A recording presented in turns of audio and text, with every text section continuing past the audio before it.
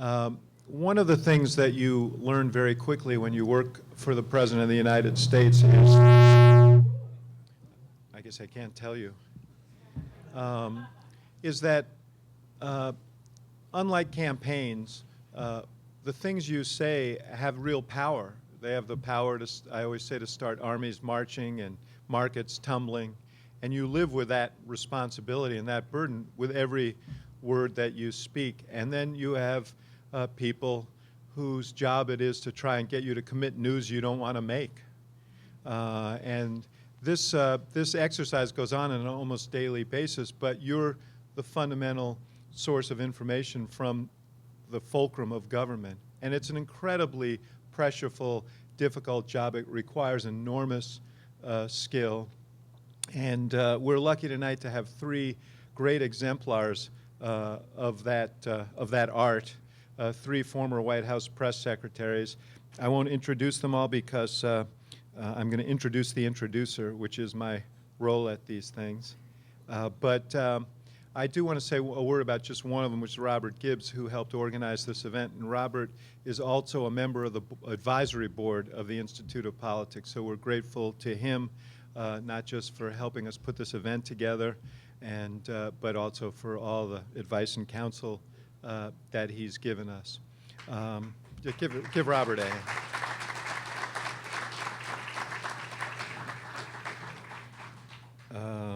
And actually, I should say a word about Dana Perino too, because you see a book display out there. You signing those books?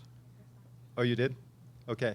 You have her book for sale out there, a newly published book, and it has been at the top of the bestseller list week after week. And I say that bitterly as a fellow author, but I congratulate her on it, and it's by all accounts a wonderful book, and I hope you'll avail yourself of it when you before you leave.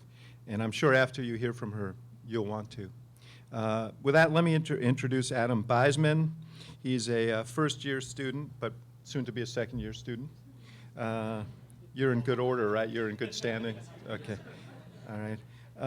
He has been involved with the IOP from the start. He's a member of the Chicago Style Committee, the group that produces local political events. He's the treasurer of the College Republicans, which, if they're like the big Republicans, probably has a large treasury. He's participating this summer on in the Iowa project, and if you haven't heard about this, we've got 20 of our students who are going to Iowa this summer. Some are working in campaigns, some are, like Adam, are working with consulting firms, some are working for media organizations, all participating in the Iowa caucuses, which is a unique event in our democracy. So it's a great opportunity for them. And I'm trying to see if there's anything else I should be saying here. I think that's enough information. That's impressive enough, isn't it? All right. Adam Beisman, welcome.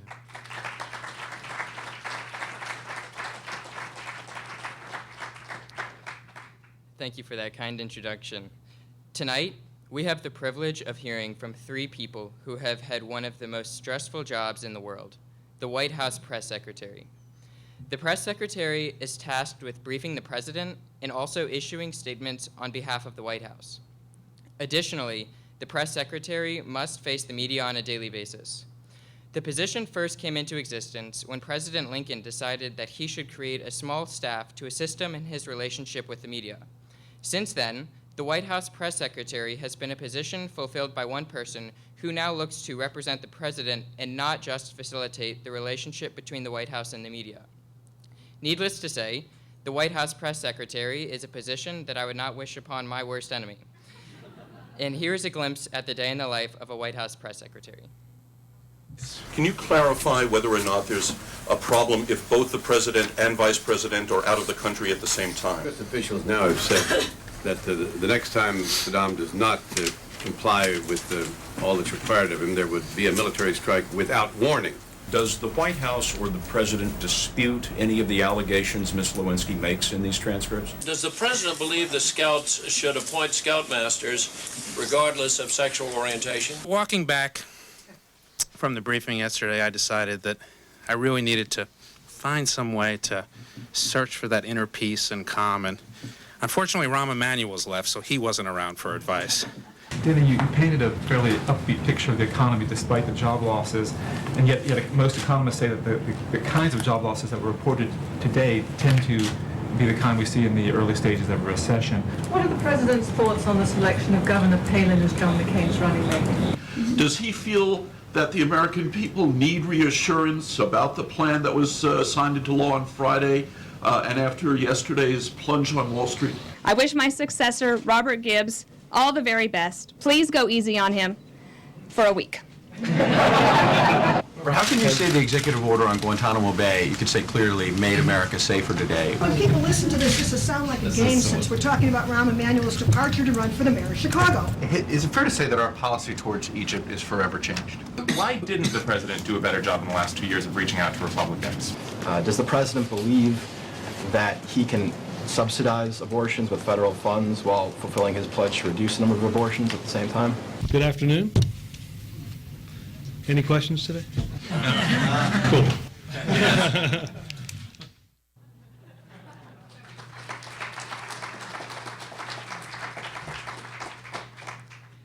And so tonight, we are joined by the three press secretaries you just saw. Joe Lockhart, the White House press secretary under the Bill Clinton administration from 1998 to 2000. Prior to his position on the White House staff, Lockhart served as press secretary for Walter Mondale, Paul Simon, and Michael Dukakis. After his tenure with the Clinton administration, Mr. Lockhart served as an advisor on John Kerry's 2004 campaign. Next, we have Dana Perino. Ms. Perino was the White House press secretary for George W. Bush and was the second female White House press secretary ever. A graduate of Colorado State University, Pueblo, Ms. Perino joined the White House staff as spokesperson for the Department of Justice before assuming the role of White House press secretary. Finally, Robert Gibbs was the press secretary during the first 2 years of President Obama's first term. Mr. Gibbs was also press secretary for John Kerry's 2004 campaign, and in 2013 left the White House to start the Insight Agency. Mr. Gibbs is also a member of the IOP's Board of Advisors. Moderating this evening's discussion is Major Garrett, the chief White House correspondent for CBS News.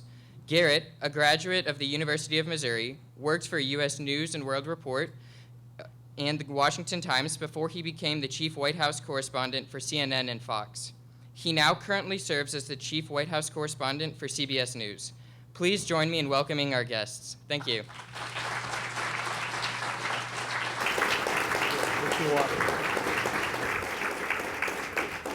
First, a quick round of applause for Adam. That was an excellent introduction. Thank you very much. David, thank you for bringing us all here. It's a great pleasure to be at the Institute of Politics. I want to do one special introduction, ladies and gentlemen, before we begin. David Rhodes, the president of CBS News, is in row 2, so please take all your complaints about news coverage to David. Thanks, David. It's great to have you here. Dana, first question to you. What are you drinking when you're doing the press briefing? Not enough, apparently. Thank you for having us. I just learned a little bit more about IOP and all that you're doing, and it is extremely impressive, ambitious, and it's amazing what the White House can do for you if you decide to continue on and to give back. I mean, David, you really deserve a huge amount of credit for doing this. I think the Iowa project is one of the most exciting things I've heard about in a long time, so you guys are so lucky to have him. Actually, Joe Lockhart and I were just talking about how in the cup, you know, it's water, but there were days when I thought you could become an alcoholic here. And I could see how it could happen, actually, because you want to need a little, like, it's so intense all the time. You want to throw things like that plate. But I usually had water, and I usually had warm water. I am not the biggest person you've ever seen, of course. I also have the distinction of being the shortest White House press secretary ever. So I would always have warm water under that. I don't know if you ever. For your voice. Well, no, so I could hold it. I would hold it, and that would it would be like a heater. Okay. Because it was so cold in there. Were you I'll phrase the question this way. Were you a drinker at the podium, Joe Lockhart? Yes, I guess. And this is my first meeting.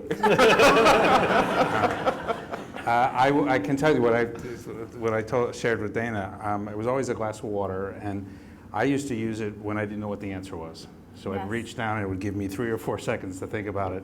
And on my last briefing, my very helpful staff filled the glass with vodka. And I reached down the first time and I took it, and apparently everyone in the room was in on the joke except for me. Very good. Robert? Well, I think Joe's answer is the right one. You always had a cup of water, and you knew, particularly since this was being televised or might be used for television, that if you took that sip, maybe a little bit of a longer drag on it, look down to make sure that it's back underneath securely, that gives you, a good 8 to 10 seconds to formulate how you're going to do this. It's a pausing mechanism to try to buy some time. Let me start with this sort of larger philosophical question, because every press secretary says this the first time he or she comes to the podium. My pledge to you, White House Press Corps, and by extension the American public, is I will never lie to you from the podium. Is that the sum total of your job as far as projecting a message on behalf of the president, or does also part of it come with, I will tell you, the part of the truth that the administration is most comfortable with, and you have to find the rest? Start with you, Robert. I pass. Here, Robert, have some water. Yeah, unfortunately, you can't use the water trick on the first question. Yeah. I'm going to do like I used to. Let me break it up. Yes, of course. Let me step back a little bit. Let me walk you back into how we got into this situation. First and foremost, I think there's a real solemn oath that you have to publicly take, but I also think you take privately, and you do in that briefing room. If you get caught trying to be too cute, if you get caught not knowing what the truth is, all of those things, you only have the credibility that you have on any given day in that room. And the moment you lose it, it is never to be gained again. You draw down on that credibility every single day, and it is exceptionally hard, if not impossible, to put that credibility back. If you do something or say something that you get caught in, it's over.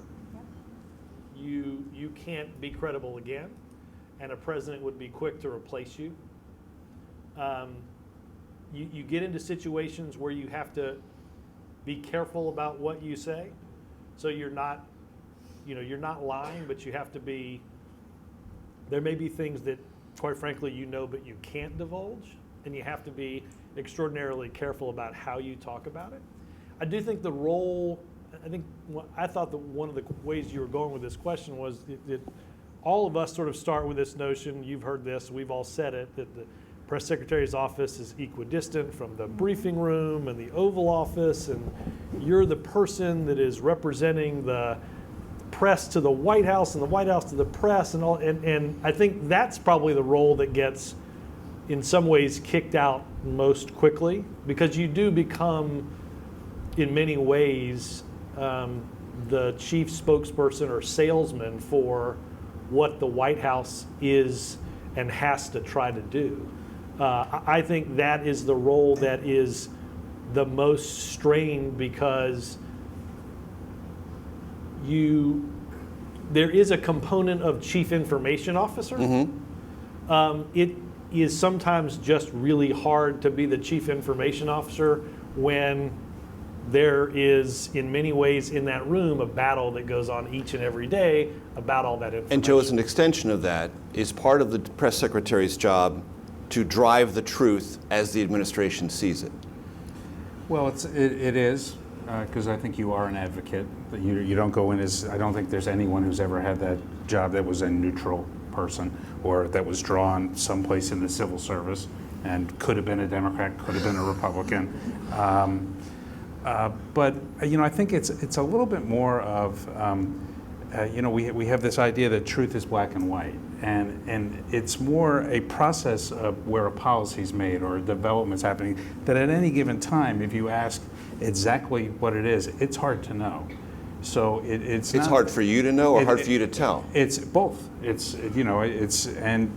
job is to at a certain time during the day, or twice or three times a day, to say, here's what's happening. And by revealing all, it at times impacts the process. If you're negotiating a bill with Republicans as a Democrat, or the other way around, if you went out and said, well, here's our negotiating position and here's theirs, and here's everything that happened this afternoon, well, that impacts the negotiation. And it becomes even more complicated when it involves foreign policy, national security, multilateral relations. My old boss, Mike McCurry, had a phrase that got him in a little bit of trouble, but I think it's true, which is your job is to tell the truth slowly. To make sure that you're accurate, and you're not taking a snapshot at any given time, but also to allow the process. There's a reason there's a door between where the press sits and where the president sits. He couldn't function if everybody was in there with him all the time. But there's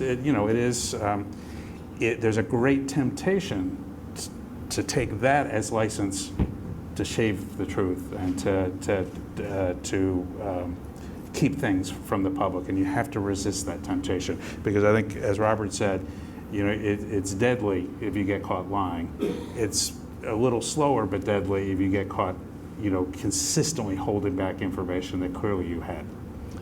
Did you ever feel that you wanted to tell more than you could? That you were restrained by either policy considerations, negotiations, that you were by either the wishes of the president or other senior staff?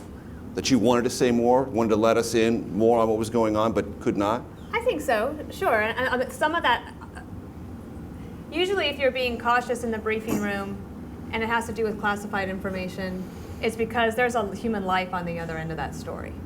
And I have a lockbox in my head. Remember Al Gore's lockbox? I called it that, like in my head, for classified information, because one, you swear an oath not to reveal it, but also because some things I believe there is a lot of overclassification in the government, but the things that really mattered, usually things were classified because there's a human asset of the United States on the other end sending that information back, and you have to protect them. So that was important to me. I want to build on something Robert said about the press secretary job. It's kind of solitary.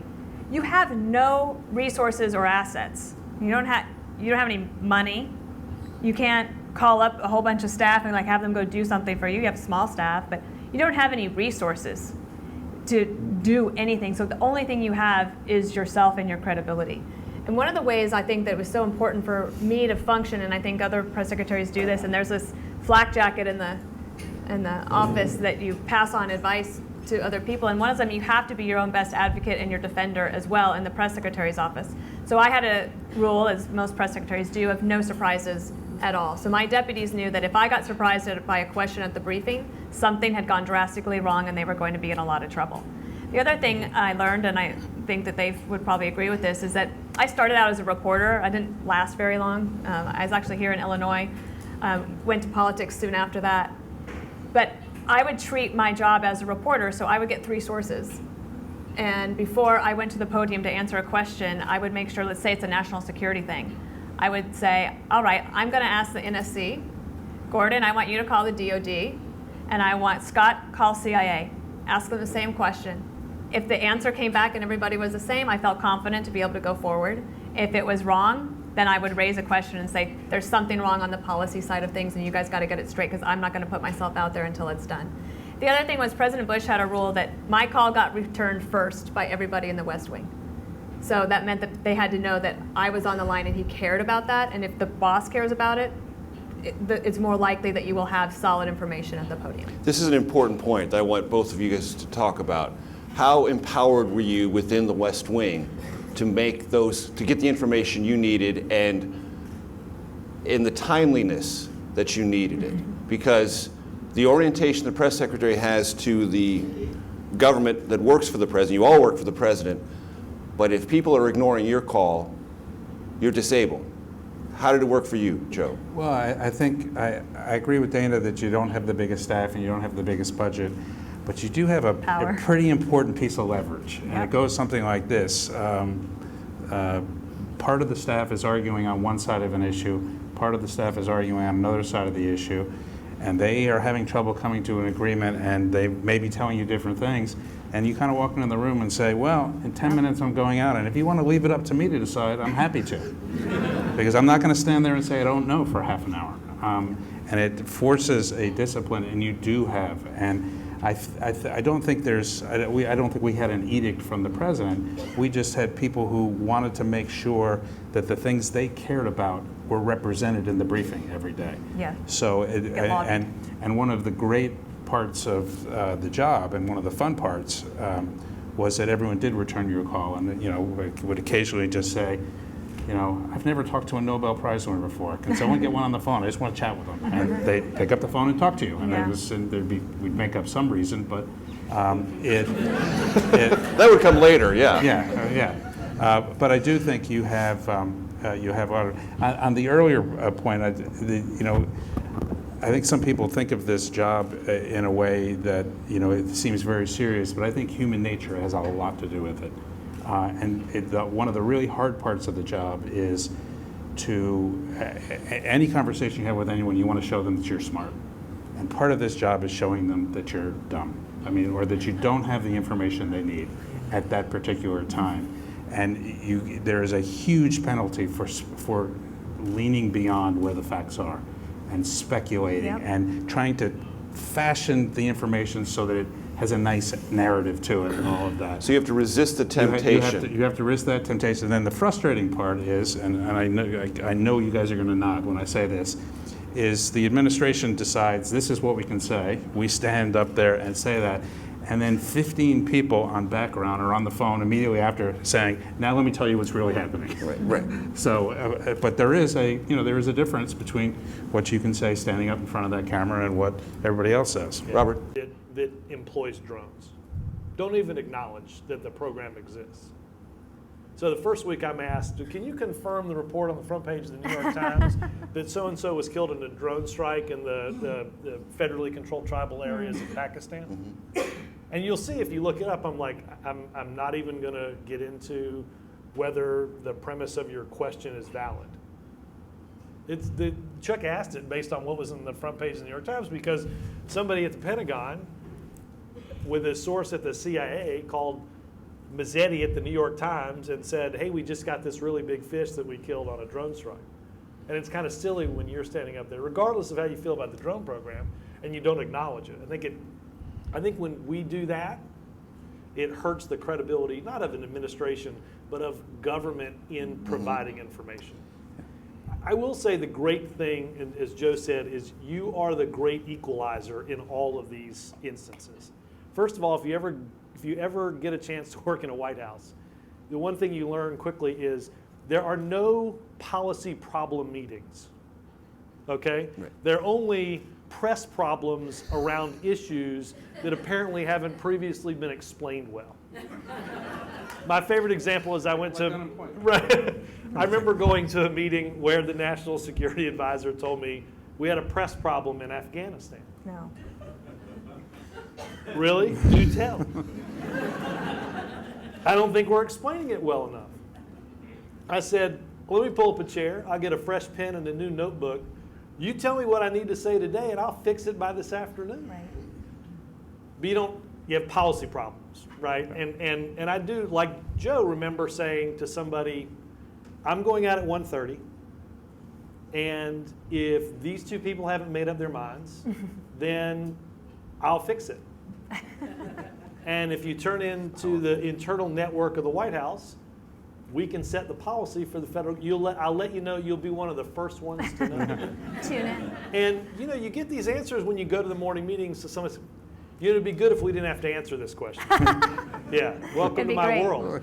I say, knock yourself out. You want to brief today? Yeah, exactly. And it is hard because I think part of it is exactly what Joe said earlier is the briefing happens importantly every workday. But that does not mean that every time you have a briefing, the issue most on somebody's mind is ready to be moved down the field. And it's exactly what Joe said in the sense that, and this happened a ton for us during healthcare. I got that same guidance yesterday as I got the 5 previous days. They're still working on these 3 issues. Nobody's made any progress. If you add anything to the record on this, the whole thing will cave in. Healthcare won't pass because it'll be your fault. And just go out there and tap dance. And that's what you end up having to do each day. The great thing is, though, you can, as Joe said, get anybody in the world on the phone. We had an announcement once that NSC made that we didn't really plan for, we well should have. And we made some missile defense decisions in Eastern Europe. And, something that we knew was happening, something we knew was coming down. Nobody briefed anybody except on the NSC side, and I knew that was all the questions I was going to get. And I said, I want someone over here to talk about this so that I can ask them questions before I go out. The person that showed up was General Cartwright, the deputy chair of the Joint Chiefs of Staff, who is in charge of our missile defense program. So the 3-star general briefing me to brief the press, it's not the deputy press secretary at the Pentagon, it's the guy making missile defense decisions because he's the foremost expert in missile defense in the entire world. And that's a very, very cool thing. This suggests that the daily briefing has true intrinsic value to the West Wing. And sometimes as a White House reporter, I wonder about that. I wonder if it doesn't feel ritualistic within the West Wing and a kind of necessary annoyance and nothing more. This suggests that it has real value and can move things and actually at times empower you as a press secretary. Having laid that as a predicate, if there's something you could change about the briefing, what would it be? Me? Yeah.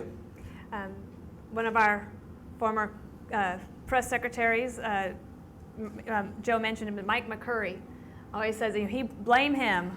He's the one who first let cameras into the briefing room, which was inevitable. Right? Cameras are everywhere now for everything. It did change the dynamic a little bit because then it became a show. But I think that the briefing's more important. What would I change? I'd say more reporters, and they have to be there. And they have to be prepared. You saw one of the briefings, one of the clips where they saw, so there's an empty briefing room. This is the media, and so when the media complains that maybe they don't have as much access as they would like, one of the reasons is you don't show up. And if you cede ground to the government, you're not going to be able to get it back. So I would say that would be the most important thing. The other point I would make is that a lot of the work of a press secretary, as anybody that's in PR, is never seen. Okay, so the briefing is 40 minutes total of your day. Maybe you brief, you prepare for it, but you're always kind of a rolling briefing. But a lot of the work done with the media is done on the phone or in person. I loved it that reporters could walk on up to my office and see me. I didn't always love it, but mostly I loved it. It's one piece of advice I gave to Robert when he came in the transition. I said, make sure you turn your papers upside down because the reporters will just walk in and it's their office too. But I love that part, and I do think that 50% of the job is defending and advocating for the president, but the other 50% really is this equidistant issue of defending and advocating for the access of the press to the president. In some ways, that's an open door, right? President Bush was easy about it. He'd be fine, let them in, whatever, we'll do the questions. It's actually the senior staff, because they don't want to have to be forced to make a decision and answer some of those questions. And Robert, President Obama was not as willing or as comfortable having daily interaction with the press on 1 or 2 questions. He much preferred either speeches or lengthy interviews or sit-downs. Talk about that philosophy and how it differs and why it worked or was chosen to work for this president. Yeah, and look, I think as you said, everybody's a little bit different on how they like to do this. I tend to believe, and I was thinking a little bit about this morning because I knew some variation of this question was likely to come up. I mean, I think when you're feeling good and when things are going your way, either a presidential press conference or this Q&A with a couple of questions is pretty easy. And when things are not going well, almost inherently the press conference is viewed through a defensive lens. And so there's really, it's almost like a coin flip whether this is going to work well or not. I think we believed that for our president, the interview setting was something that gave him a chance at giving context to answers, in that fleeting hope that that context would color how the answers were viewed. Again, I think most of it is figuring out what's the most comfortable thing. And I could argue actually that it would take less time to probably do a couple of questions spray or something like that than it does to get prepared for a longer interview.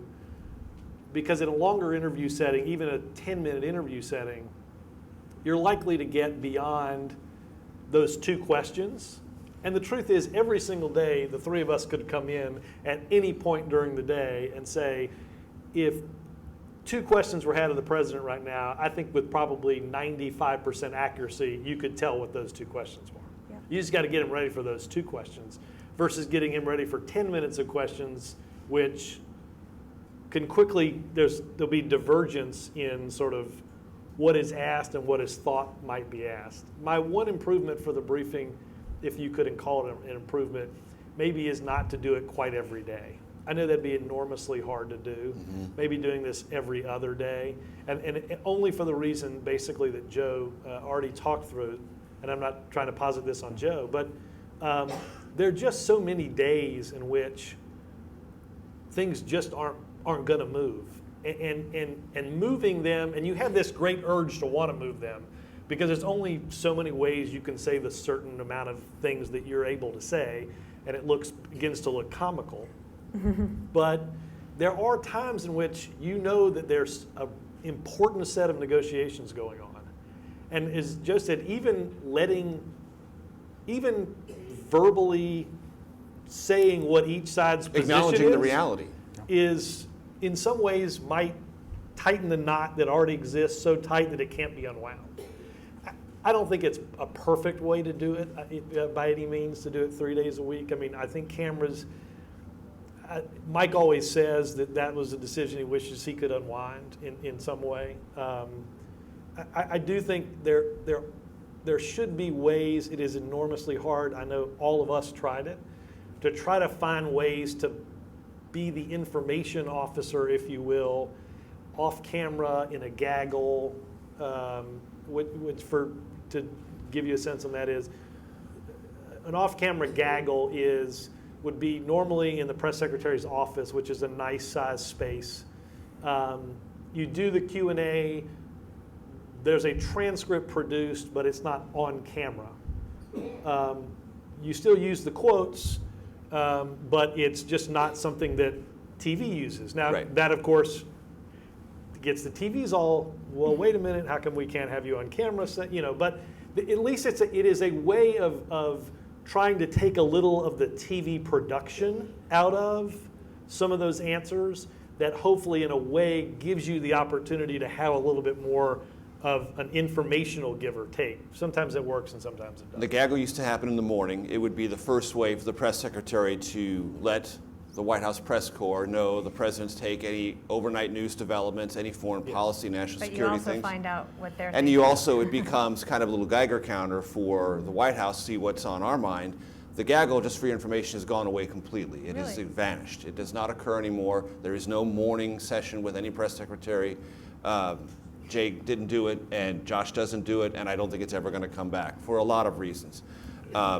But it was a valuable tool when Joe did it. It was a valuable tool when Robert did it. I always found it enormously valuable as a White House correspondent, but it has gone away, and I don't think it's going to come back. It's a shame that it's gone away, and I think one of the things Dana said is true, which is the briefing, once you get through, the briefing is a stressful 30, 40 minutes, but once you get through the first couple of weeks where you can't breathe, because you can't believe you're standing there, it becomes a pretty small part of the job. Yep. It's the most public part of the job, but you're doing a lot of things, including preparing. I mean, I had a president who never heard a question he didn't want to answer. Right. It didn't matter whether it was 1 in the afternoon or 1 in the morning. And it took, and he is a great natural communicator. I think, as you know, as whether you love him or you hate him, there are times where he can be very convincing and has a lot of charisma. But he needed a lot of preparation. And the standard way of doing this would be to go in and simulate the most obnoxious a reporter could be, and then lean a little further into it and ask him a very sharp-edged question, and then duck and get yelled at for 10 minutes. And then when he finished yelling, you'd say, well, sir, that's a really good answer, but perhaps you might try this one. And you give him an alternative. And then duck again. And generally just the cathartic effect of yelling at someone and, you know, sort of getting the frustration out, because there isn't a single president ever, it's part of the oath of office, who thinks they are treated fairly by the press. There are none, bar none, of any party. But anyway, there's all of that. The coming back to the gaggle, I do think it's unfortunate that that's gone, because it's a little symbolic of that office having an enormous amount of influence in the way the government runs. And this is the example with the gaggle. It was a test case at Geiger Counter. We'd go in the morning and say, here's what we're going to do today. We'd push it out. And some days people would scribble into their notebook and they'd be off to the races. Some days you weren't quite sure, and some days they'd look at you and say, try again. You're going to have to do better than Yeah, that. you have to do better than that. And on a lot of those days, I would go back then to other people on the staff and say, this isn't going to work. And many times we changed. We changed because of, you know, what the reaction was. And there was a lot more information exchanged, which was beneficial to both sides with the cameras off. I don't think we ever have the option of going and turning the cameras off completely, nor should we. I think accountability is important, transparency is important, all of those things. But when you take that part out of it, then I think both sides lose. Part of it's also the media does need to show up, and the gaggle is a good example of that, because I feel like the government, American government, should have to submit itself to questions, even if you can't move the ball or you can't advance a story, because we are accountable to people through the press. But the press has to show up, and that's been a problem. Let me ask you about access to the president when you were press secretary. It is always something that White House reporters talk among ourselves about. This press secretary either has it or doesn't have it. Now, I don't mean just walk into the Oval Office authority, which every press secretary under the certain circumstances always has. But I want to ask each of you, to what degree were you seen by the president, and did you see yourself not only as a press secretary, a communicator, an advocate, but an advisor? An advisor not just on communication strategy, but on actual policy. And how much did that influence the way you viewed your job and empower you to speak authoritatively from the podium? Joe? It's Great question. It's a really interesting question, and I'll take a couple pieces and I'll let my colleagues. Do you want some water? Yeah, give me some water. I just can't figure out where to start. Everybody get comfortable. This is going to take a few minutes. I think it's, you know, one of the smartest guys I've ever known in politics is the guy I worked for and succeeded Mike McCurry. And he told me, you know, early on, he said, you can't get involved in policy discussions because then you can't be an honest broker once the policy is in. And I tried that for a little bit and just couldn't do it. I just couldn't resist. Because? You know, because I thought that communications was so important to politics that voice had to be infused in every discussion. And I found that it wasn't hard to have a point of view on something, and then once it was decided, to go out and say, okay, this, because it wasn't my decision, it was the president's ultimately. One of the things, you know, and I think some people come at it from, you know, the first campaign I ever worked in was in President Carter's reelection, and his press secretary was a close friend of Jody Powell, had been with him from the first run for governor, and that was, you know, the foundation of their relationship, that they were friends first. I found that you didn't want to get too close because you didn't want to become an apologist or someone who just, you know, repeated without any thought. But I found the most valuable part of being able to give the press a sense of what he was thinking and where he was, where the times. And I, again, had an unusual president who stayed up till 3 or 4 in the morning, but playing cards. You either, in the limo, in the helicopter, on Air Force One, in a holding room someplace, and just because when you could get him talking, which you like to do, you get a sense of what he thought was working, what wasn't working, what he was frustrated by, and those insights were gold, because that credentialed me to do the rest of my work with the reporters. Dana? I agree with everything, although I was a little bit different. I got close, and part of it was that I was a deputy press secretary. I was happy being the deputy. I didn't have aspirations to be behind the podium. I actually was deputy Scott McClellan, and then Tony Snow inherited me as his deputy. And Tony was very happy to have me go brief the president while he did whatever else he needed to do. So I traveled with the president for several years before I became the press secretary. And in my book, I write that always take the deputy job, because you work holidays, weekends, nights, but that's when you get to know the boss, and things are a little bit more relaxed. And I remember very fondly, my first trip on Marine One, I was so nervous, and Scott McClellan very graciously drew me a map of the chopper to show me where to sit so I didn't annoy anybody when I got on, because that's what I was mostly worried about. I was like, I don't want to get yelled at. And I didn't get yelled at by President Bush, but because I grew up in a world where I was afraid to get yelled at all the time, then I was nervous about it. And we went to the Boy Scout Jamboree and did a buzz around, and then he gave this speech, and the Boy Scouts go crazy. And then we're on our way back, and I'm just trying to melt into the background. I don't want to be seen. And he says, come sit with me. I was like, okay. So I sit there, but I didn't want to bother anyone to talk. And he said, he had this boxed dinner, and he said, would you like one of these? And I said, oh, no, I couldn't possibly, thank you. And he said, come on. It's his favorite dinner. It was peanut butter and honey sandwiches. And we were flying back, and there's this pink sunset on a beautiful Virginia June night. And he asked me all about my family. So years later, then I become the press secretary, and we're just about to leave the White House, and Berlusconi was coming for a big event. And my dad had not come to the White House. We were very close when I was younger, but then there was a divorce when I was an adult. My parents divorced, and my dad had not come to visit me. The president knew this, and I said to my husband, who's British but became an American citizen, and he loves any American event, and he loved the White House and going to it. This Berlusconi dinner was kind of a big deal. It was one of our last big dinners. But I tell him, I said, I think I should invite my dad. And I thought maybe he would say no, but he says yes. And one day we're in the middle of the financial crisis. I get on the chopper, and President Bush boards, and he says, I see you invited your dad to the White House. And I said, yes, sir, I did. And he's waving out the window, and he said, it's a pretty big deal. Like, yes. And then we were just passing the Washington Monument, and he looked up at me and he said, and I am so proud of you. When my dad got there for that night, the military aide is about to announce you so you can get your picture taken.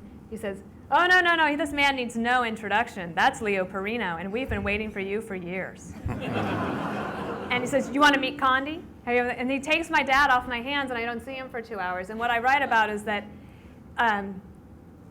he was more than the commander-in-chief to me or my boss. He really became like a second father to me in a lot of ways. And for us, for the way that our relationship worked as press secretary and president, it worked for us just fine. Excellent. Robert, I want to bring this question to you in a particular way. On the plane, I read a book called Presidents in Crisis, and it talks in there about when the protests were starting at Tahrir Square in Cairo. And the question for the president, for the entire American government, was what attitude would it take toward the protests and toward the longevity of Hosni Mubarak? And it writes in the book that the State Department, the Pentagon, much of the national security apparatus of the government was very cautious about this question, reluctant to get the United States, certainly in the voice of President Obama, farther out than events had either gone or they had a sense were going to go. And you and others in the White House, but it speaks specifically to you, said to the president, we need to say something and we need to move this in a direction beyond this range of caution. Yeah. Walk us through that and talk about that role for you as press secretary, but also advisor in a very pressurized moment. Yeah. Let me, and I'm going to do like Joe, I'm going to give a little bit of a more expansive, I'll get to that one in 1 second, but because I do think it's important. If you hear a press secretary say, or you hear an administration has given a press secretary the ability to walk into the Oval Office, that is start asking follow-up questions. Okay? The notion at that point that you don't have that, if that's the only ability that an administration has afforded a press secretary, then it's kind of the beginning of the end. I mean, the truth is, if you can't at least do that, that's the bare minimum, in other words. It's almost less than the bare minimum, but yes. Yeah, everybody's given that ability. Right. I mean, if you don't start with that, the whole thing is over. The right? real question is, does the president have carte blanche to walk into the press secretary? But I remember we did a pretty exhaustive review of our Afghanistan policy. I think there were 12 or so 3-hour meetings in the Situation Room. And one of the roles that you have as press secretary is you are basically, in some ways, a stenographer for the press corps. You've got to inform them on what's happening. Again, we knew this was going to be a long process. And after the first one of these meetings, about 3 hours in the Situation Room, and one afternoon, Rahm Emanuel, who's the chief of staff, who's got a much better gig as the mayor, walks in to my office. And he didn't look panicked, so I knew nothing was on fire. But he kind of comes up to me and leans up against my desk, and he said, just want you to know that the Pentagon wants you out of the Situation Room meeting. And I went, kind of nodded, and I reached over in a little space on my desk. The great thing about being the press secretary is everybody knows you don't have to wear your ID badge, right? The Secret Service knows it. And I picked up my ID badge and I handed it to him. And he said, "What's that for?" And I said, "I don't need it." And I said, and I'll be honest with you, if I can't be in that meeting, then get somebody else to do this. Because I said, we're going to do a bunch of these meetings. They're going to last 3 hours at a time. We're going to have every important national security thinker in the administration in these meetings with the commander-in-chief. And I said, so what do you want me to do, or what the Pentagon would like me to do, is get a 5-minute wrap-up of a 3-hour meeting and go out and answer 45 minutes worth of questions. Yep. And I said, if you can find somebody to take that job, tell them it comes with a hell of a parking space. Rahm walked out of my office, never heard a word about it again. Yeah. Look, it wasn't a Rahm thing, trust me. It was, and I remember telling Rahm, if anybody's stupid enough to think that I'm in that room to give him advice on Afghanistan, then maybe it's them that shouldn't be in the room. In 12 meetings, I was asked one question and I answered it, and it was the second to last thing that was said in the 12th meeting, and the commander-in-chief said, now that we've made a decision, how are we telling the world? We're going to West Point to give a speech, sir. Great. I took hundreds of pages of notes, which are in a safe at the White House now. But you have to have that ability to go out then and talk about, well, we read in the paper today, because trust me, everybody else was leaking. They say the situation is, and you've got to be able to go out there and talk about it. And if you can't do that, then you can't play any real role. Like Joe, I found it enormously hard, and would have found it enormously hard to just play that role. I had spent a lot of time with candidate Obama for the U.S. Senate, Senator Obama, and then candidate for the presidency. One of the great things that I had happen to me was, though I didn't necessarily think this at the time, at the beginning of the campaign, the candidate wasn't so good. He doesn't like it when I tell this story, but he wasn't so good at campaigning for president. And Axelrod and I watched a bunch of tapes of the candidate out there on the stump, and we thought, Jesus, he's awful. And so Pluff decided that Axe and I would go out each for a week and see if we could figure out if there was something we could change or fix or whatever. Axe never took his week. I took my week and I was on the plane sitting next to him for 16 months. And it was completely invaluable because, as Dana said, it's not what he said in a town hall meeting. By the end of those town hall meetings, I could have given those answers. It's that discussion of, did you see this in the New York Times? You get a sense of how he would answer those questions in a way that you don't necessarily have to go in and ask every time, is this what you think on this? Is this what you think on this? Yep. So I would have found it enormously hard to have worked there and not have been an advocate for him or for policies or for a vision that I thought we campaigned on. That particular incident was in Tahrir Square, if you remember. This actually is the last 2 weeks of my tenure at the White House. And hundreds of thousands of kids are marching in this central square in Cairo, as you can remember the visuals. And I stood up there for a couple of days and just got pounded because typically it was in the middle of a situation where nobody wanted us to advance the ball. We wanted to see what was going to happen. But I remember walking out of that particular briefing, and I handed my notebook either to one of my deputies or to my assistant and said, I'll be back in a few minutes. And I just walked straight to the Oval Office. And luckily, somebody else, a staffer, had showed up to talk about the same process that they've been discussing in the Situation Room about whether they should say something. And I just joined the conversation and simply said to the president, I don't think it's remotely tenable that we don't have anything to say. Right. There are hundreds of thousands of kids marching in Egypt in a scene unlike we have ever seen in the history of that country. We can't just passively decide we're going to wait it out and see what events are. Now, I grant you then, and I would grant you now, it's still hard to figure out exactly what to say and how to do it and when to do it. I just felt it totally untenable. And the truth is, I remember that last 2 weeks. And that advice ruled the day. The president moved. We went down to the Situation Room after that briefing. He had that same feeling. I'm not going to suggest that somehow I assuaged the national security apparatus to have the president go say something. I think he understood how untenable it was too. And that whole 2 week period of time, the truth is we used the briefing probably in a way we didn't use it a lot during the 2 years that I was there, in the sense that I remember the New York Times wrote a story about how the briefing was at that point being broadcast on Al Jazeera, that kids in the square were watching to hear our answers. Yeah. We had a big internal fight in the government about whether to talk about, at one point not long after that, the Army moves tanks into the city. We believe it could be a prelude to a huge massacre.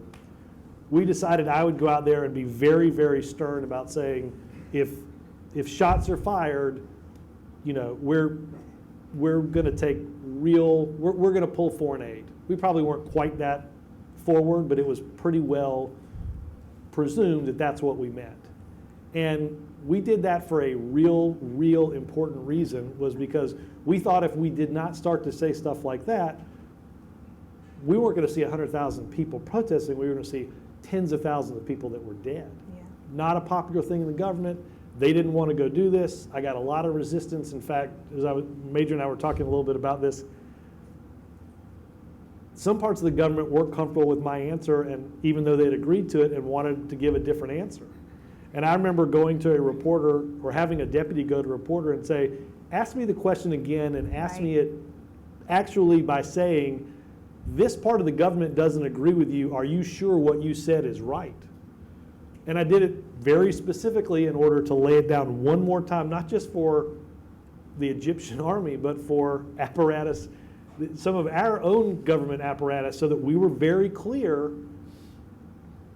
And I think it gives you a sense of the real, as Joe talked about, there's real power in standing up there with a flag over your shoulder and something that says the White House, and that you are the spokesman for not just the president, but in some ways, and in that particular instance, you're a spokesman for the country. And it's tremendously important. Robert, Joe, and Dana, with your indulgence, we're now going to open this up to questions from the audience. So if you have a question, please raise your hand. We have a microphone coming down, and we will take that question. Or you can stand up and... Yes, exactly. Yes. This is on background, right? I'm a foreign student from Ireland, and my question is, when is it that you really hate the press? Every morning. Go ahead. I never hated the press, really. I'm trying to think. Because, it's just like not necessary, right? I actually had, in the briefing room, I felt like in the briefing room itself, I felt like those reporters there tried exceedingly hard to be very fair.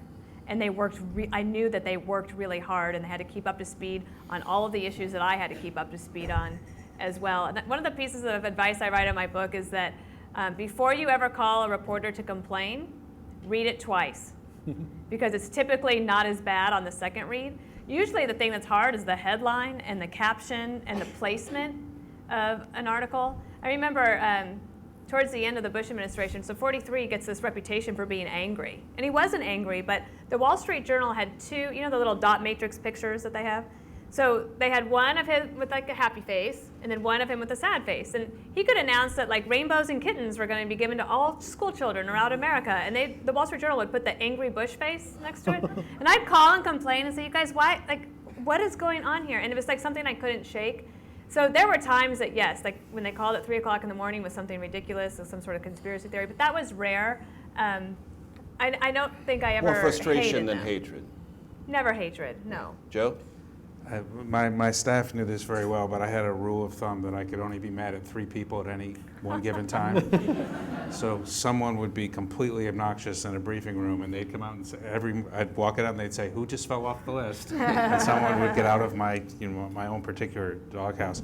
It's funny, I found that when there was a lot going on and it was really either really substantive as far as policy or really political, I mean, I spent by the first 6 months of my tenure during the impeachment proceedings.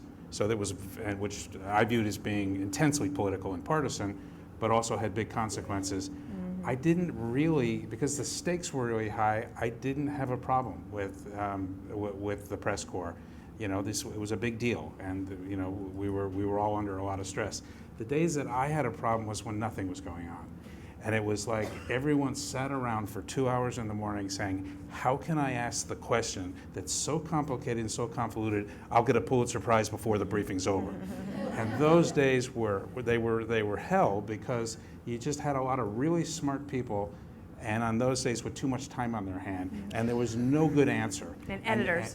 And you'd be bound to, if you slipped at all, you would make a big story out of nothing because of the reaction. So those were more frustrating than a day where the impeachment hearing was going on, or so we just lost some major political or legislative battle, though, because they were about nothing. Yeah.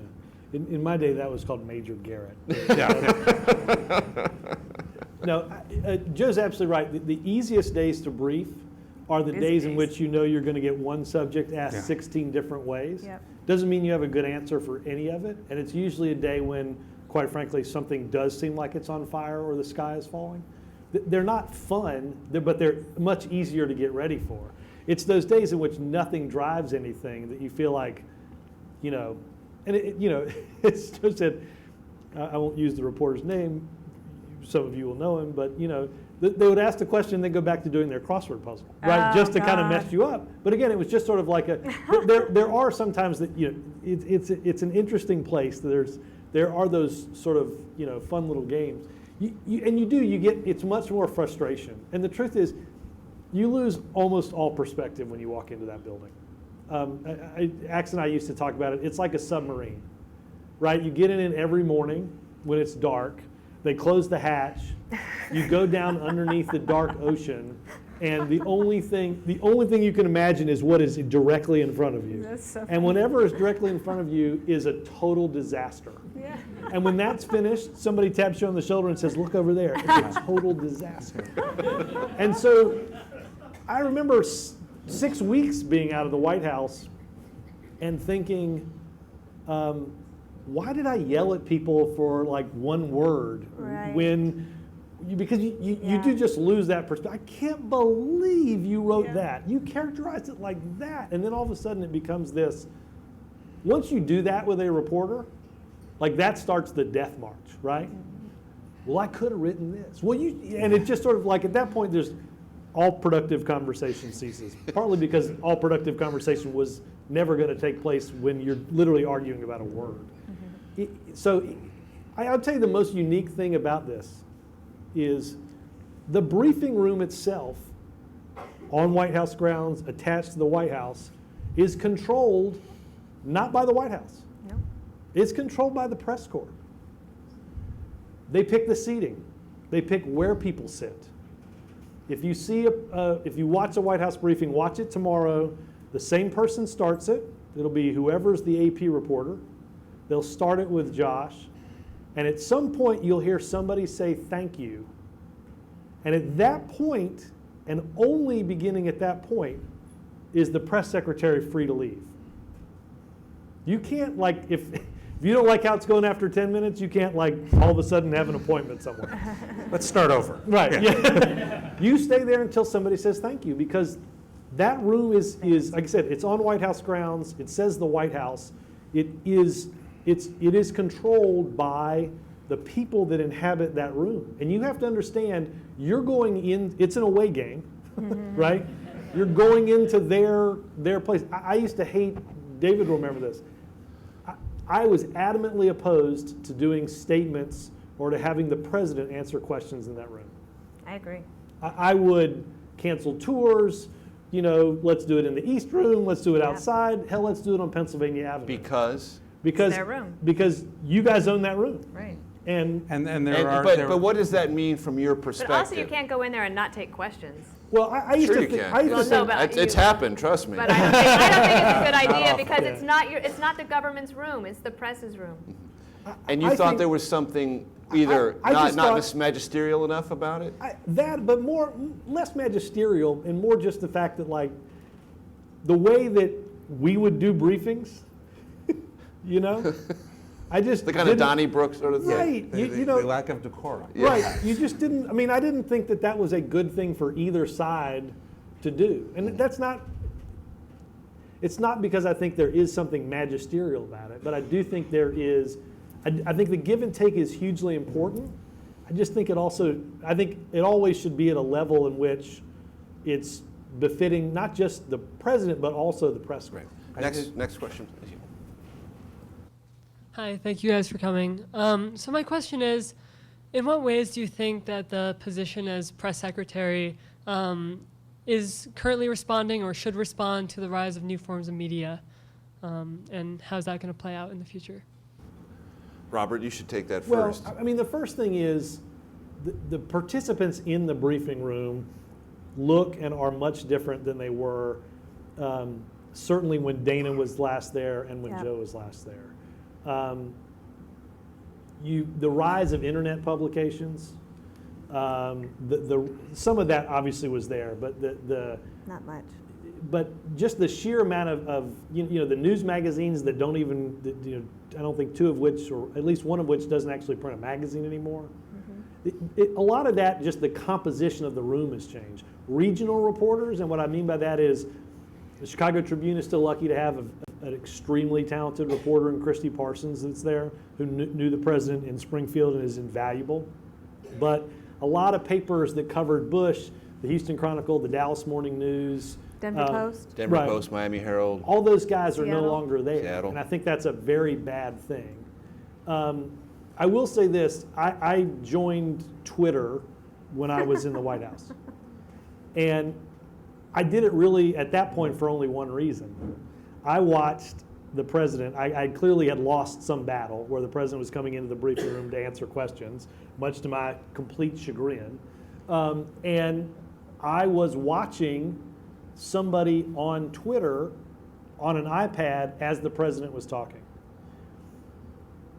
And the first thing you have to know is you can't just hook up any computer in the White House to Twitter or Facebook or Gmail or anything like that. That doesn't work.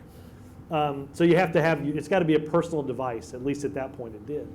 And I thought this Twitter was amazing because I don't have to have 30 conversations with what reporters are thinking about this particular answer. They're all telling it to me, and it's showing up on my iPad. So in some ways, everything about social media, it's sped up the news cycle in a way that is almost uncontrollable. But you get these great, like I said, I know what 5 reporters think immediately. In some ways, you don't need the gaggle because I know what reporters are thinking at 7:15 or 8:15 in the morning. I don't actually have to have that conversation with them anymore. And that's why it's gone away. Yeah. But it shouldn't because. Yeah, it's not a good thing. Right. No, But that's why it's gone away. the- What you just said is exactly why it's gone away. The Yeah. gaggle.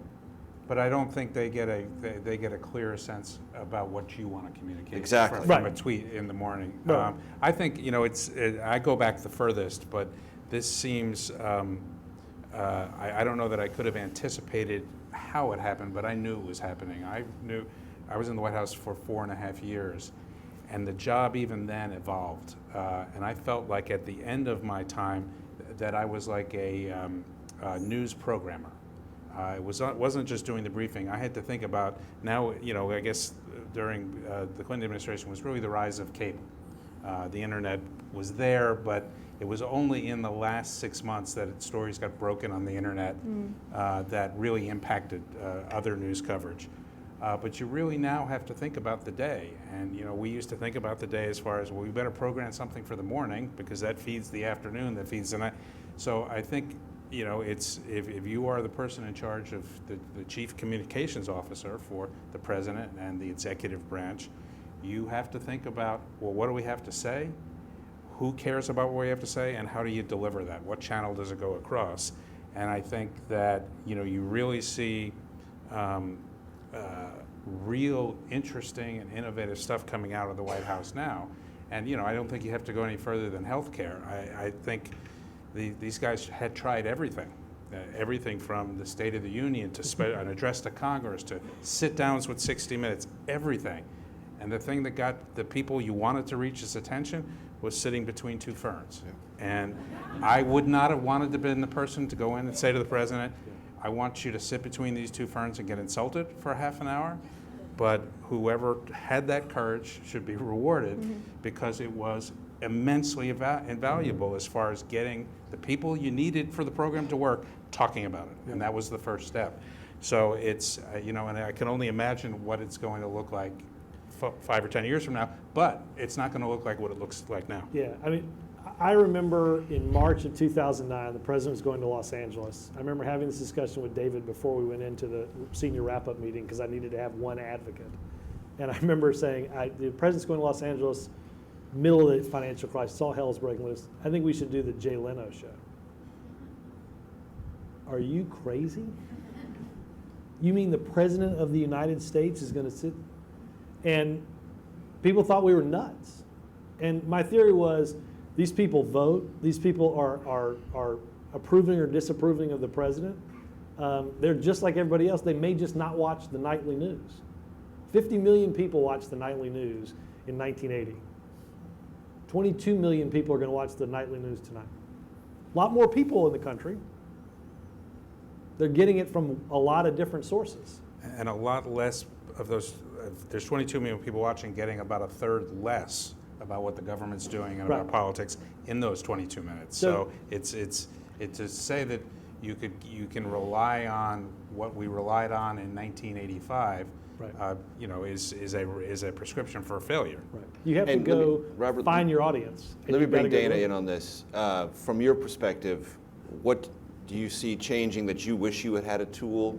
Well, I actually feel pretty optimistic about the proliferation, and I think of the media like the media is a market, but I think that maybe when I was there, like the supply and demand was getting a little out of whack, right? There was a lot of news sites, like a Politico, for example, but I'm not singling them out, but like that, there was so much pressure on the reporters to push stuff out immediately, so they would run with the story before they would check all of their sources, and that it was unlike.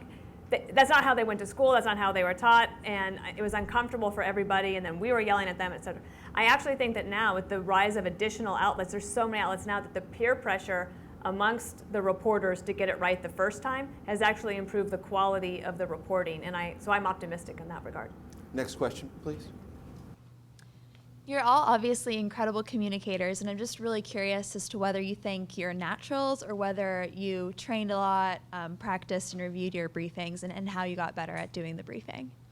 Dana? I don't think it's a natural thing at all to be able to Dana's to our stand up. spokesperson. I don't think it's natural to stand up in front and talk to a group. If you think like of all the things in America that people are most fearful of, it's not terrorism, it's not flying. Still, the number one thing over decades is public speaking. And I think that two things happened for me that were the most important. One was when I was 8 years old, my dad started a tradition with me where I had to read the Rocky Mountain News and the Denver Post before dinner. And I had to pick out 2 articles to discuss with him. And I remember thinking one time when the president asked me a question, I go back, we must have had a lot of conversations on Marine One, because that's, again, the memory. And he asked me my opinion of something. My opinion was not popular amongst other staff, but it was right, and he agreed with me.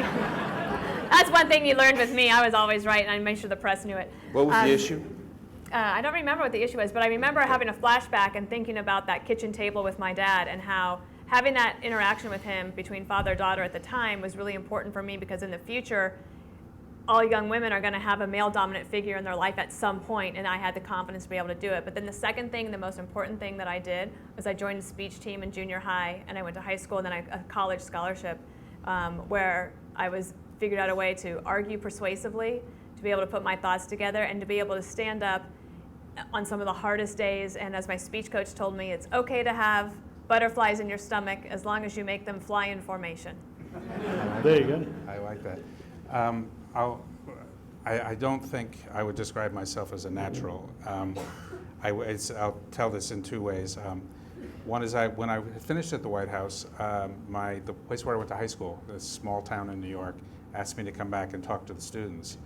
And I talked to them, and the day I got there, apparently the local newspaper had heard I was coming, and they did a story where they talked to all of my teachers, and I remember my guidance counselor in particular, and all of them said the same thing, which is, we're really shocked. And when they pushed a little further, the guidance counselor said, you know, he was a nice enough young guy, but no one ever expected him to do anything. So couple that with how I got in, it's a little bit similar. My dad was a TV producer for 35 years, and he used to cover politics, and he did the big special events. So every 4 years, I've been to a convention every year since 1972, because they were our summer vacations every 4 years to go. So I was always around it, and then I went off to college, and after a couple years in college, I got kind of close to graduating, didn't know what I wanted to do, and panicked, and I took a semester off, and I just decided I got to step off here. And my dad didn't speak to me for 3 months, and then finally came down to Washington, D.C. and said, you know, I got to talk to you about this. You're throwing your wife away. And it got to a good conversation about, he was like, well, what do you want to do? And I said, I don't know. And he said, have you ever thought about journalism? And I was 19, and I was like, well, that's what you do, so I don't want to do that. And he said, well, what about politics? And I thought politics was running for office. And I said, no, I don't want to run for office. I don't want to have to talk to people.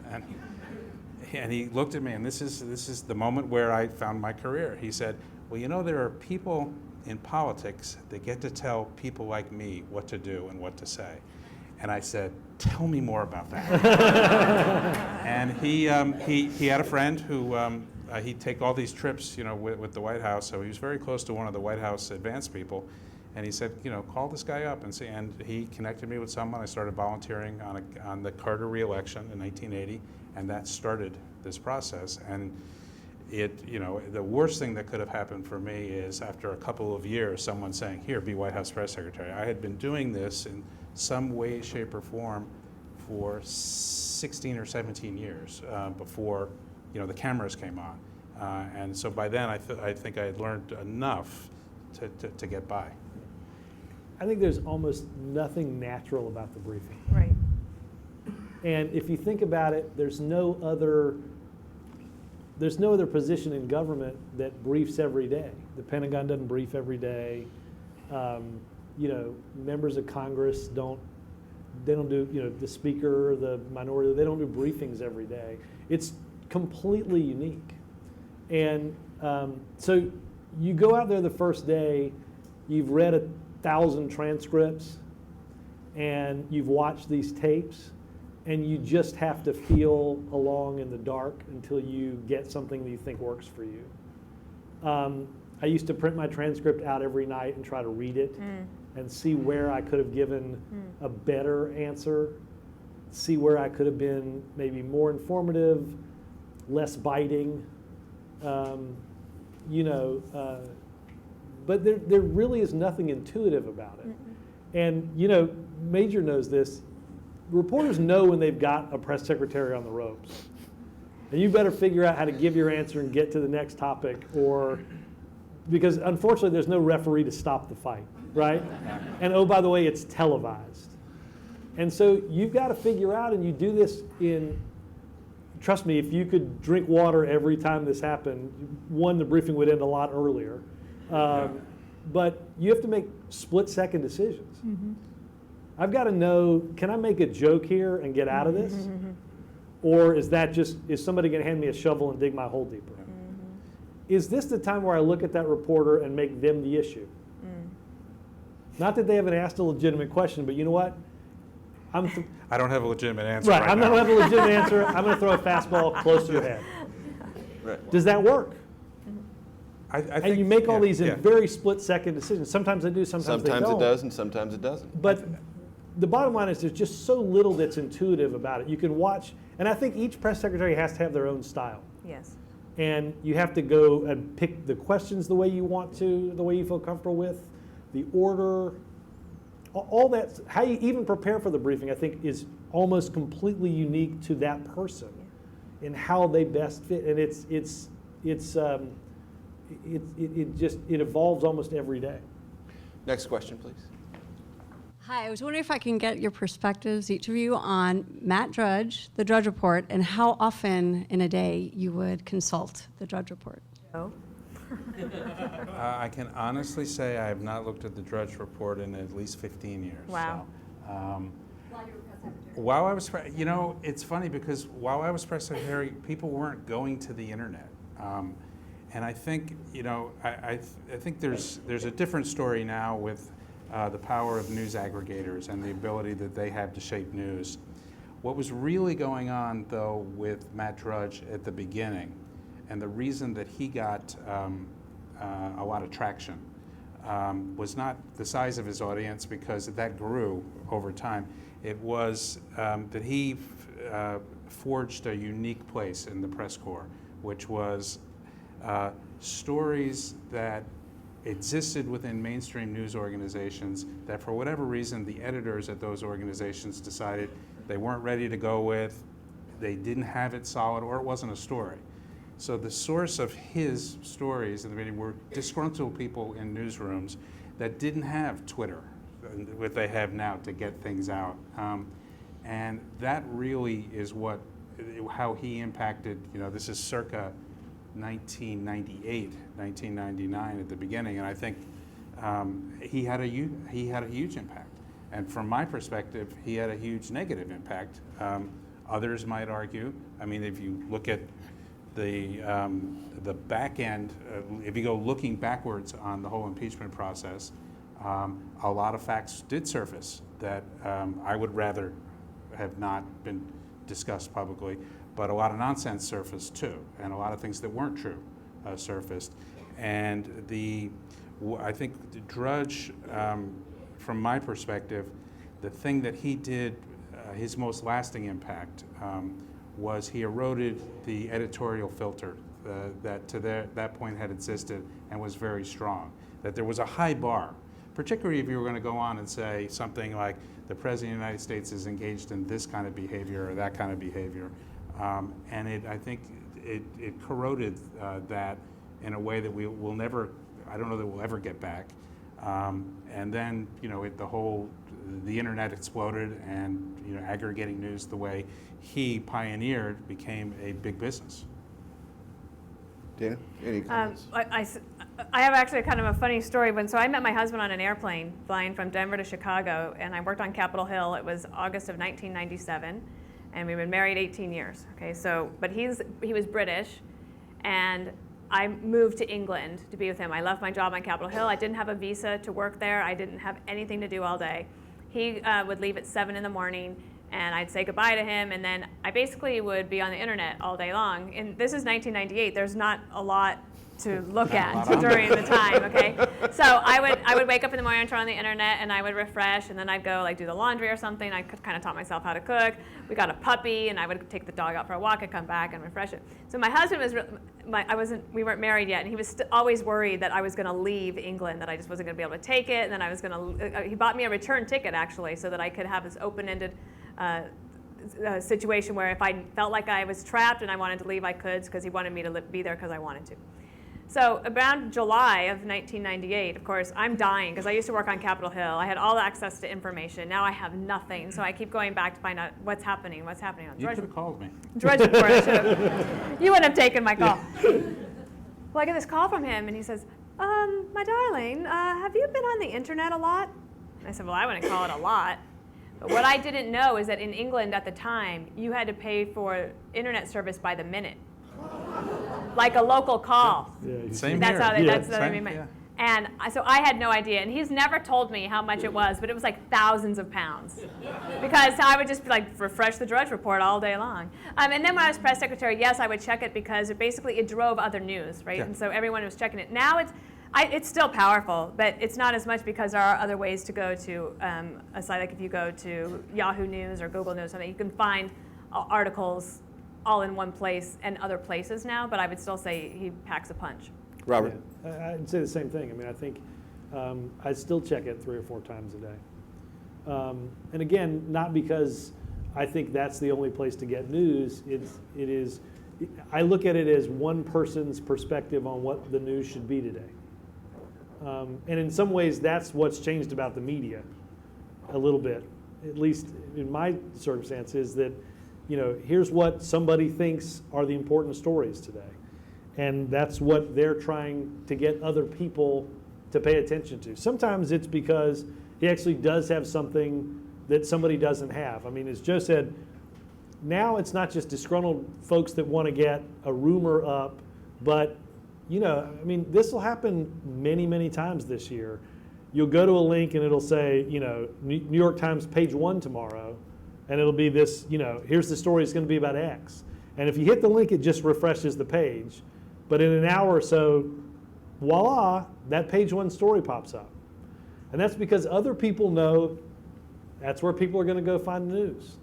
And it's just the first sort of ripple of sending something out that has to be sent out in today's crazy media environment hundreds and hundreds of times from all these different places before we all get that information.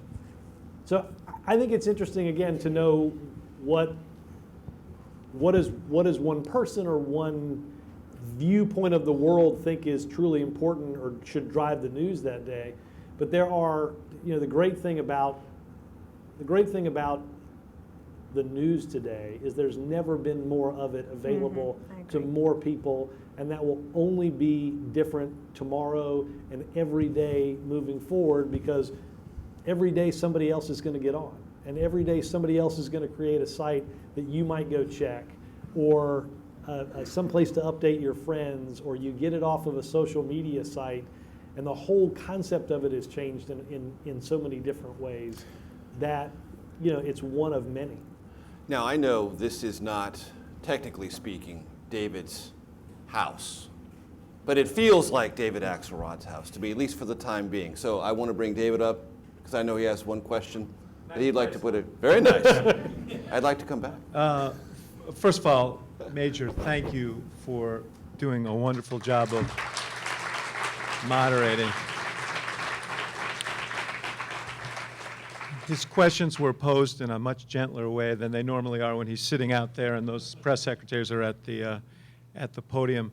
I will reserve my thanks for all of you. I think it takes a special breed of person and a special talent to handle the jobs that you've done. I think everybody here has gotten a chance to see why you were selected for these very strategically important and sensitive roles.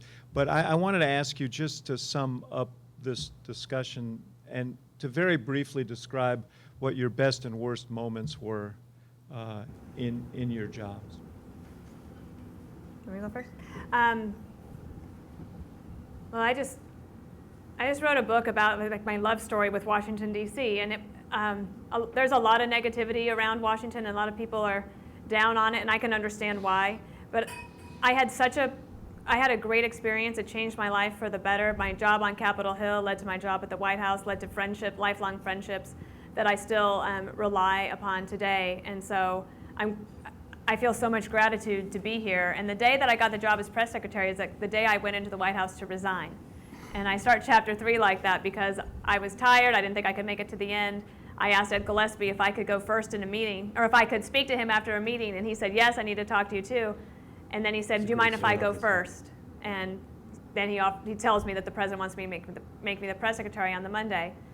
And I knew immediately that my life would change. I was the first Republican woman to be press secretary. I got to travel the world. I got to be there in the middle of Supreme Court nominations and crises of multiple sorts, wars. But I would say the toughest day I ever had at the briefing had nothing to do with politics. It was and it was the only time I ever cried at the briefing, but it was for good reason. Tony Snow, the press secretary, had been battling colon cancer before he came to the White House. He was in remission, but soon after he got there, he had to go for a test. And unfortunately, they found out that it was cancer. And he called me right before the briefing to let me know what the test result was. I don't think Tony knew that the briefing was about to happen, but he needed to know, and he wanted me to handle it with the press corps. So I was personally upset by it, and I steeled myself, and I went down to the press briefing room, and I went to talk, and my eyes filled up, but everyone in the briefing room loved Tony Snow, and for very good reason. And I had to deal with all these reporters with tears in their eyes as well. And so that, I think, was my very toughest day. It didn't have to do with politics.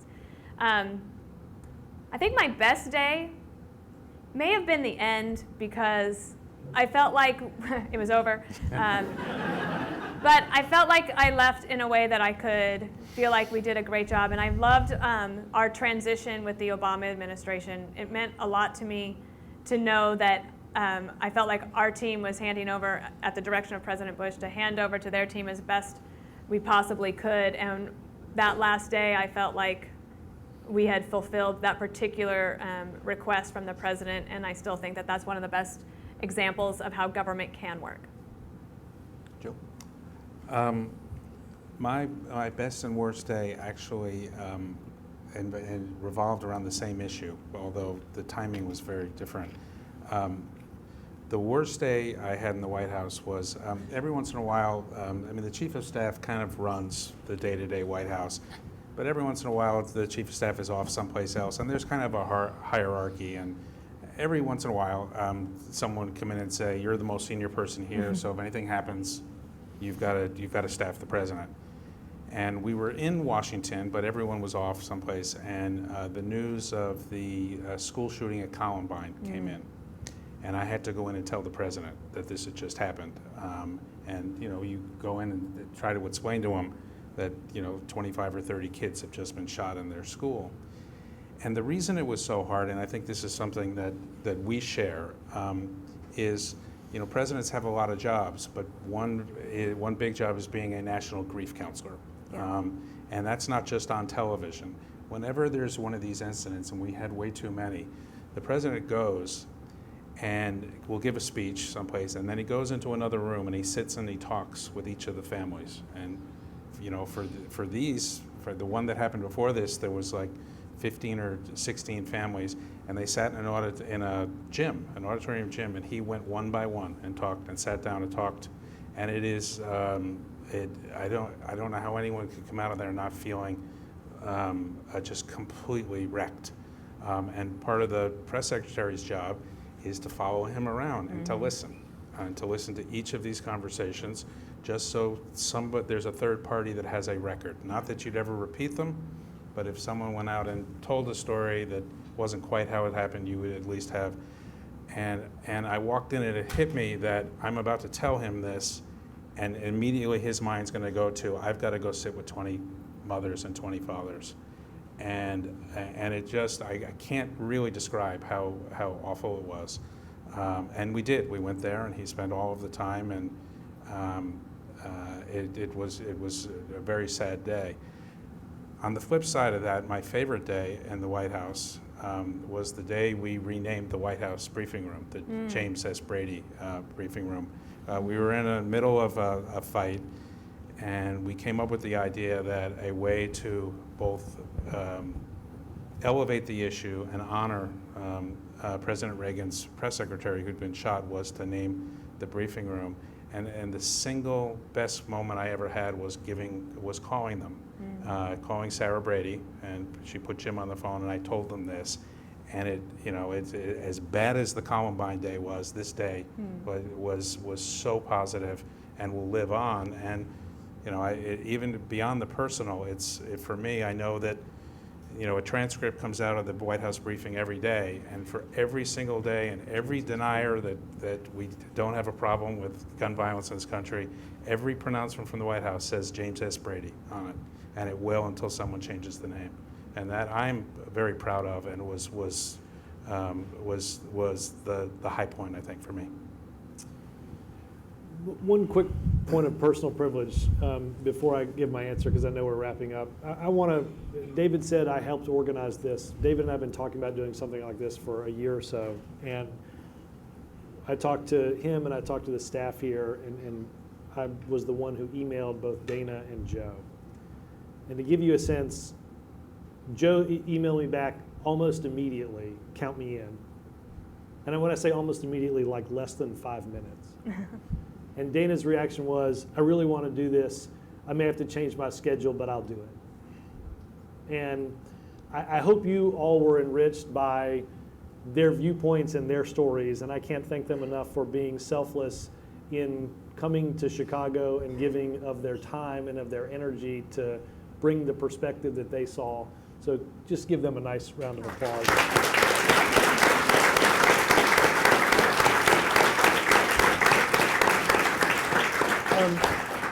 I think my worst day, it's sort of hard, you want to think of what were the days that were hard on me, what were the days that, I think the hardest thing was, I forget the exact date, but you can Google the story.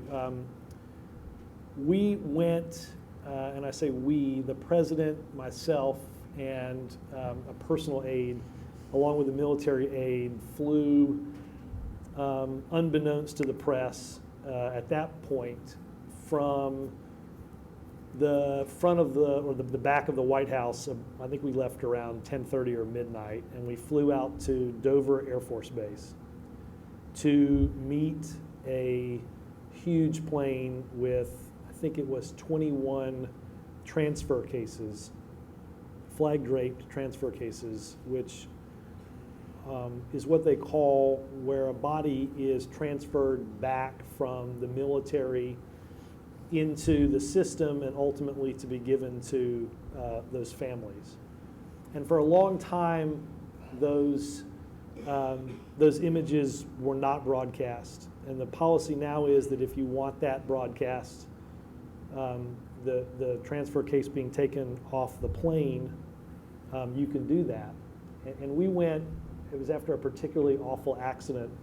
It was an IED bombing in Afghanistan that had hit a pretty large truck with a lot of our troops on it. And it was cold, and they don't pull all 21 off it's not, the plane doesn't pull up and they just take these off. There's a ceremony and a system and an honor guard that takes them off one by one and folds the flag, and it's an incredible thing to watch, and it normally happens at the dead of night. And I'll never forget, I think it's about an 80-minute helicopter ride. And I remember we touched down, and the first thing you do when you look out the window is you see the opened back of the cargo plane, and all you can see are these flag-draped transfer cases. And just as Joe said, first you go and meet the families of those that have come back to claim their loved ones. And then, again, one by one, there's a ceremony where each of these is taken off.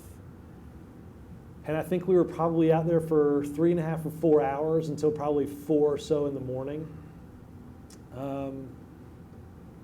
And then we got back on the helicopter and we flew and we landed 5 or so in the White House. I remember it's the only night I think I slept at the White House. And I'll never forget, David asked me the next morning, he said, what did he say on the flight back? And I said, nobody said a word on the flight back. And for 80 minutes, we just looked out the window, and you sort of understand, and I can't even begin to understand the gravity of knowing that you're making a decision as the commander-in-chief. When we did that speech at West Point, he knew that there were going to be kids that he was talking to and telling them the decision that weren't going to come back either whole or even alive. And I can't imagine what that's like.